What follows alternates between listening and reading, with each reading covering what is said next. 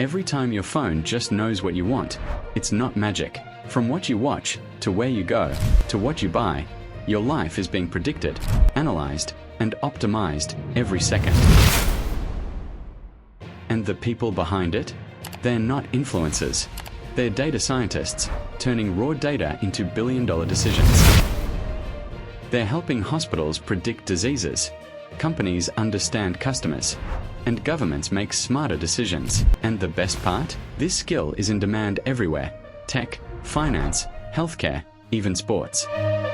This is exactly what you learn in a Master of Science in Data Science at Birchwood University. You don't just study theory, you learn Python, machine learning, data analysis, and how to turn insights into real business strategies. After this, you can become a data scientist, data analyst, machine learning engineer, business intelligence analyst, or even a data consultant. The world is not running on guesses anymore. It's running on data. The question is, will you just use it or control it?